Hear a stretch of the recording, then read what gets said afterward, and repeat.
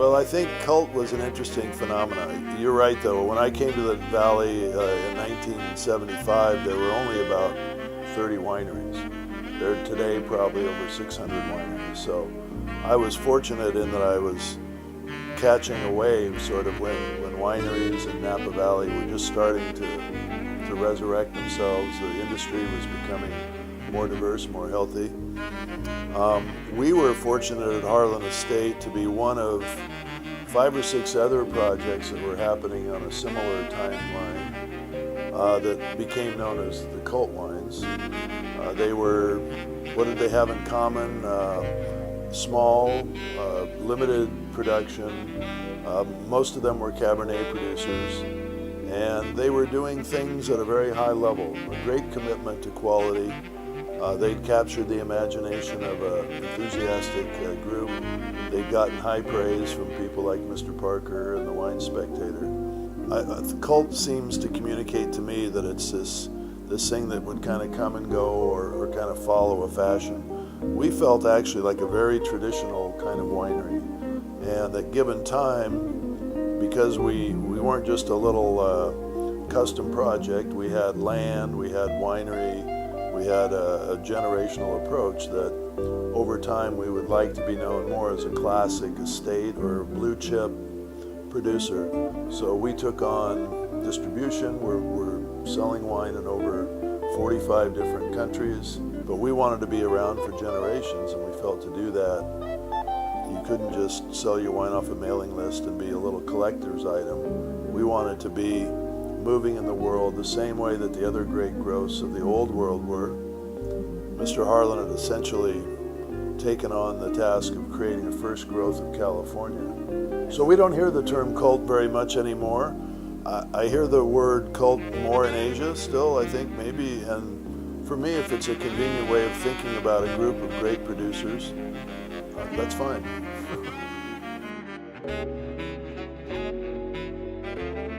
Bond was an outgrowth of a couple different things. When we sold our interest in the Maryvale Company in 1996 to a Swiss partner, we decided that we would invite our 2 favorite Cabernet growers to come to Oakville and actually make wine in our same little cellar in Oakville.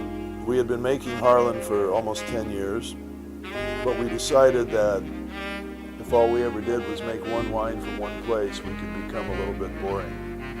So we decided to model a project where we would make wine from very distinct places around Napa Valley with one team, one winemaker in one facility with one philosophy under one brand or domain called Bond. And so it started first with just these 2 vineyards that we liked very much from Maryvale. Those wines became Melbury and Vicina.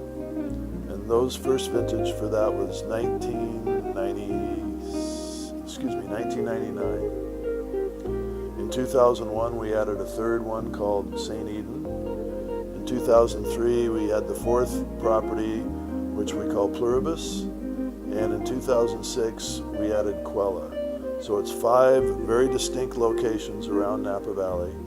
The wines are made actually in the original Harlan Estate winery, and we built a different winery to produce the wines from our home estate. So they are similar in some ways, but at Harlan Estate we have a very diverse property, lots of different exposures, lots of different soils.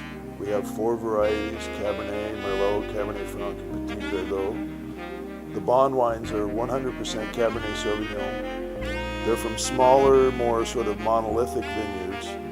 One soil, maybe 1 or 2 expositions. And so I think of the Bond wines as being very precise, very technical, and maybe a more clear reflection of the growing season. Where at Harlan we have lots of pieces of the puzzle to put together to make one very harmonious expression.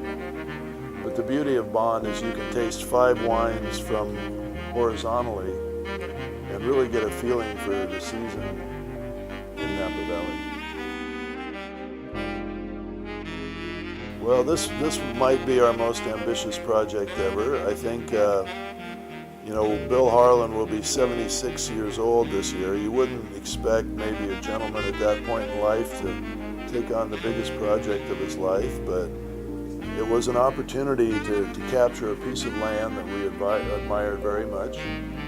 The property is about less than a mile, or about 600 meters south of Harlan Estate on the same ridge line of mountain. It's a little bit higher in elevation, and we felt it had tremendous potential. There had been some existing vineyard there that was planted in a way that we didn't necessarily think was proper. Because of the higher altitude, it might be a little more elegant. In fact, we found it was quite powerful and quite, not rustic, but it needed taming a little bit. We're doing a lot of replanting. We changed row direction, we changed rootstock. So there's going to be a slow making over of that site. We add an additional year of aging before we release the wine. So it's released at 5 years of age instead of 3.5 or 4 like Harlan. But in the end, yes, it ends up being a very elegant wine.